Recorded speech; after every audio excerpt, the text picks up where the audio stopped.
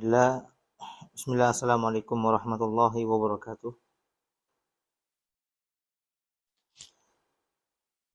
Alhamdulillah Rabbil Alamin. Wassalatu wassalam ala nabiyyina al-karim wa ala alihi wa sahbihi wa man tabi'ahum bi ihsanin ila yaumiddin, amma ba'd. Puji syukur kepada Allah Subhanahu wa taala yang masih memberikan kita kesempatan untuk melanjutkan kajian rutin belajar ilmu syar'i online. Nah, ini merupakan nikmat dari Allah Subhanahu wa taala. Nah, kita bisa memanfaatkan fasilitas yang telah Allah berikan semaksimal mungkin. Nah, selesai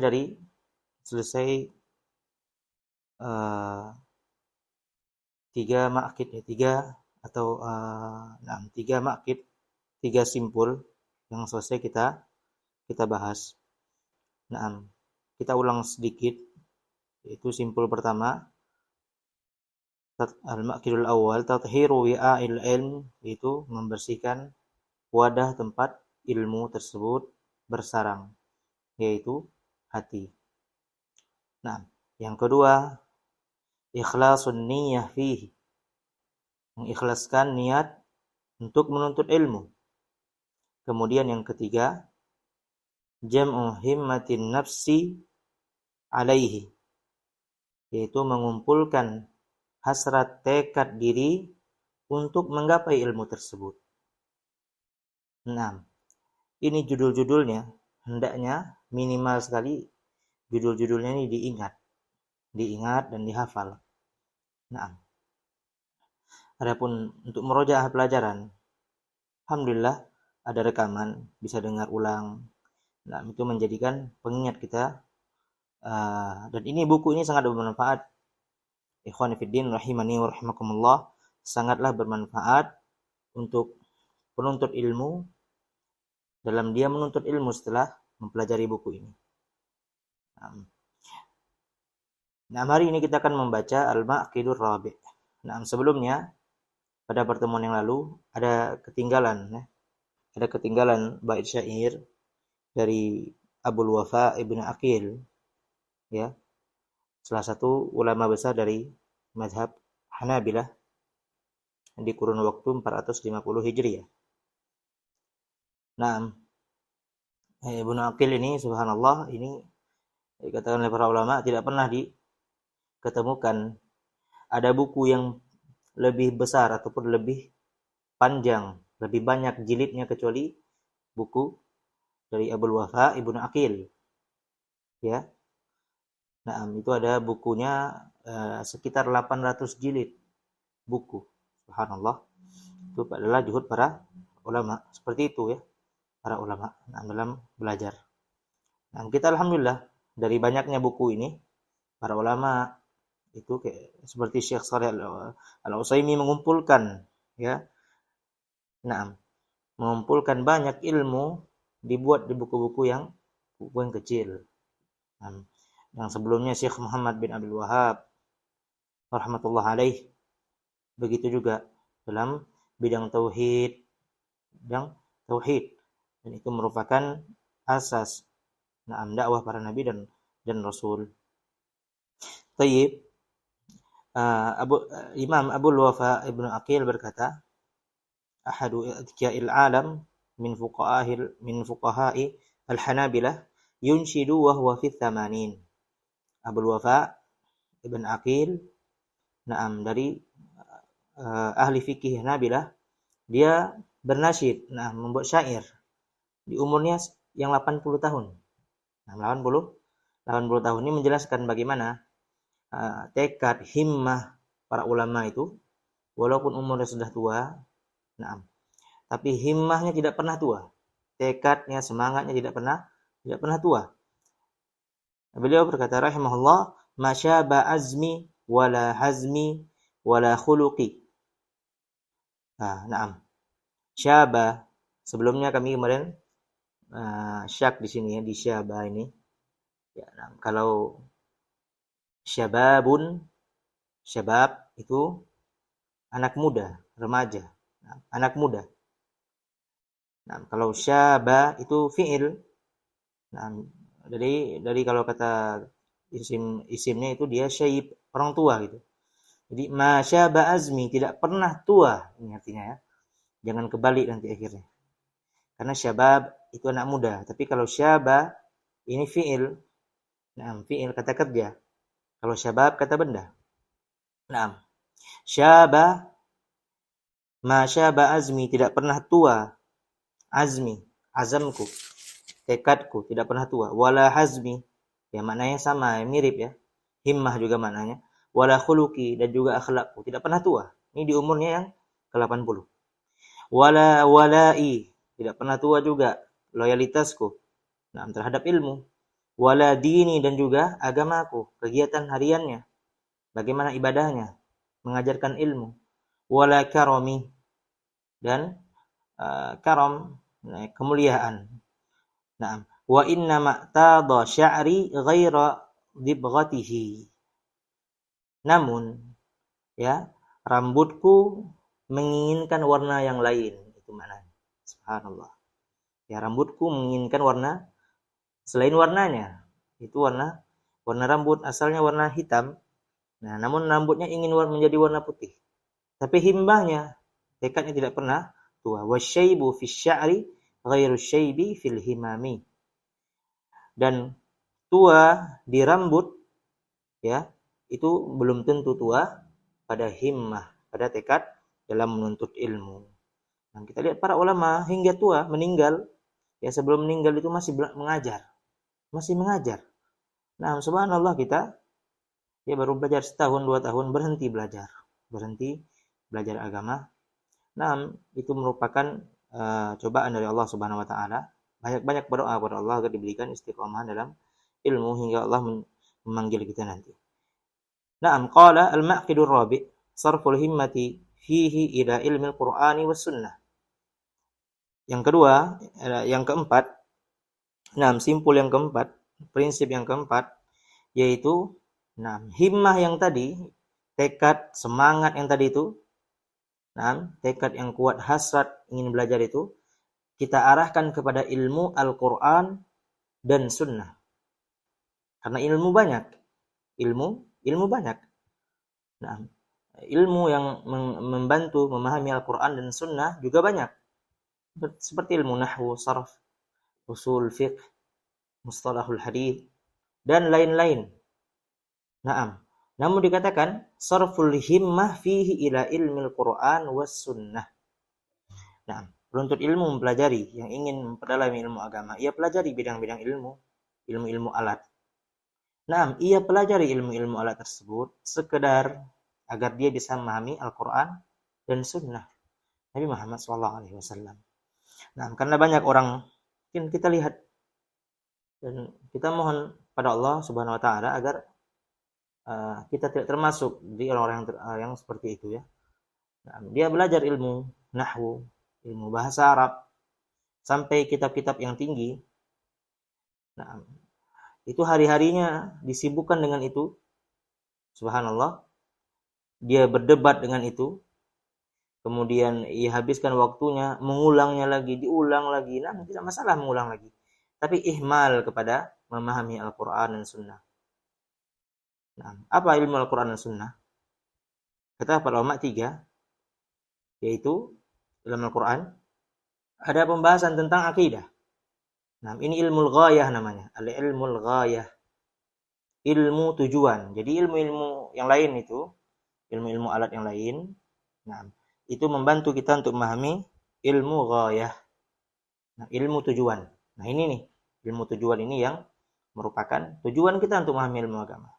Adapun yang tidak berkesempatan mempelajari ilmu alat, enggak masalah. Dia pelajari saja ilmu ghayah, ilmu tujuan, yaitu Al-Quran dan Sunnah Nabi Muhammad SAW. Dalam Al-Quran itu ada pembahasan tentang akidah, kemudian fikih, kemudian mau'idhah. Mau'idhah apa? Nasihat-nasihat. Wa'id, al-wa'ad, janji Allah dan ancaman Allah. Itu ilmu. Makanya dikatakan ilmu di dalam kitab Al-Usul Ats-Tsalatsah, ilmu apa artinya? Kata Syekh, ma'rifatullah, bagaimana kita mengenal Allah, ma'rifatu dinil Islam, ma'rifatu di dinil Islam wa ma'rifah Nabi Muhammad sallallahu alaihi wasallam bil adillah. Kama qala. Nah, mengenal agama Allah, kemudian mengenal Nabi Muhammad sallallahu alaihi wasallam dan mengenal agama Islam dengan dalil. Nah, inilah ilmu. Makanya banyak orang terseret arus ya dalam mempelajari ilmu-ilmu alat sampai meninggalkan ilmu tujuannya. Akhirnya banyak terjadi kekacauan ya, ribut sini ribut sana. Cuman masalah bahasa Arab. Nah, subhanallah, ini khalal dan ini bergantung kepada keikhlasan kita. Tanya kepada diri kita untuk apa kita mempelajari ilmu agama. Nah, qala inna kulla ilmin nafi'in marudduhu ila kalamillahi wa kalami rasulih sallallahu alaihi wasallam wa baqil ulum imma khadimun lahumā fayu'khadhu minhu ma tatahaqqaqu bil khidmatu aw ajnabiyyun anhuma fala yadurruhu al-jahlu bihi. Nah, setiap ilmu itu, ilmu yang bermanfaat itu pasti berasal dari Al-Qur'an, itu kalamullah, dan sunnah, itu perkataan Nabi Muhammad sallallahu alaihi wasallam. Nah, itu ilmu yang bermanfaat. Nah, itu ilmu yang bermanfaat. Karena ilmu dalam Al-Qur'an tidaklah disebutkan ilmu, itu pasti bermakna ilmu yang bermanfaat. Karena penghafal Al-Qur'an banyak, penghafal hadis Nabi Muhammad sallallahu alaihi wasallam banyak. Naam. Namun apakah bermanfaat? Belum tentu. Ya, belum tentu. Maka dari itu tidak masalah kita mempelajari ilmu semampu kita, fattaqullaha mastata'tum. Semampu kita yang kita mampu. Tuntut ilmu itu semampu yang kita mampu. Jangan paksakan diri.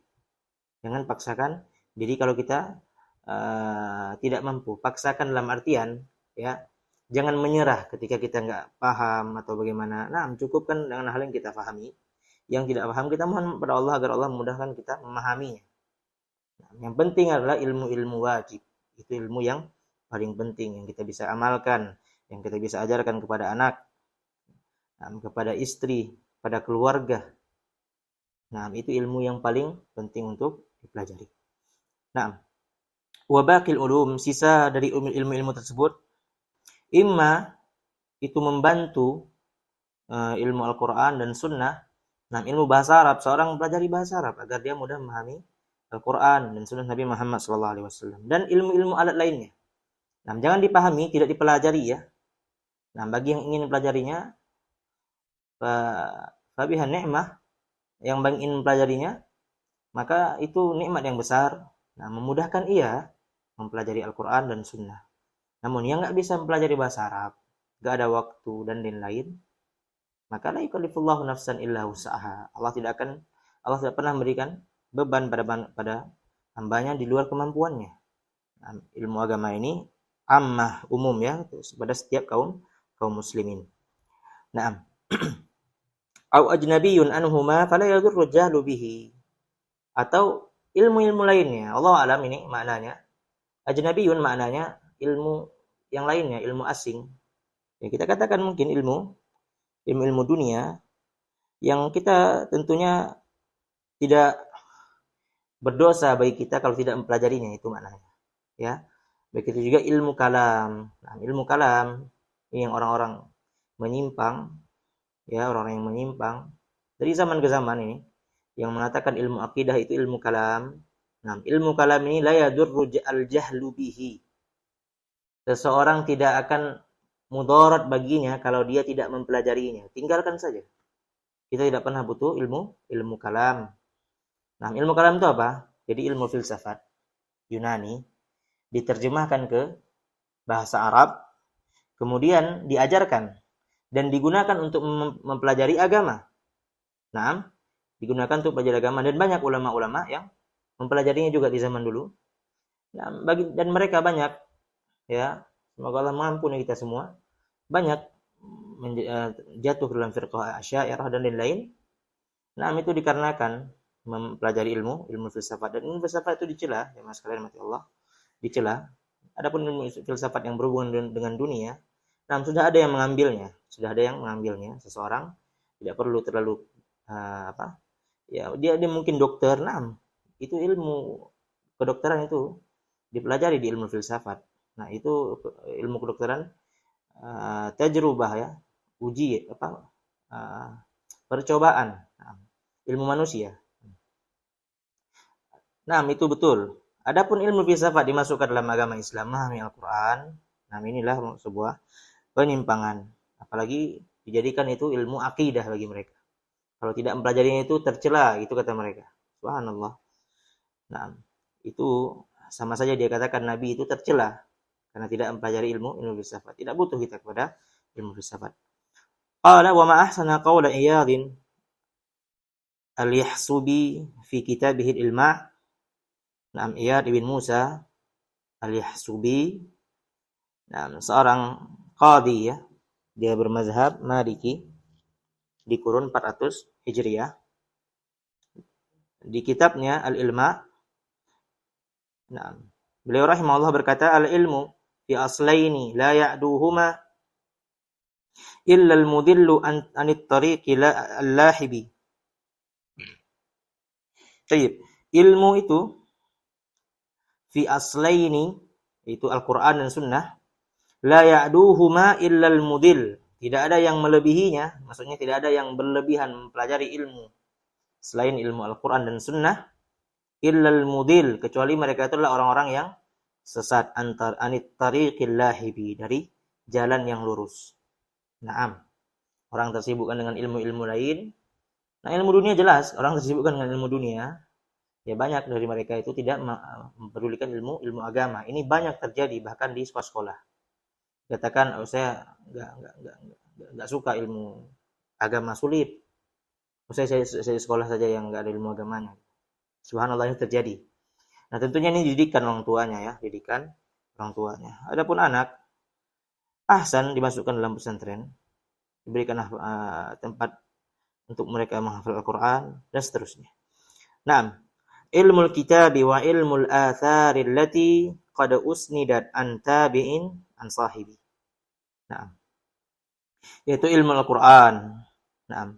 Ilmu Al-Qur'an dan ilmu athar, ilmu hadis yang telah ada sanadnya, bersandar dari tabi'in an sahibi, dari tabi'in dan an sahibi, sahabat Nabi Muhammad sallallahu alaihi wasallam.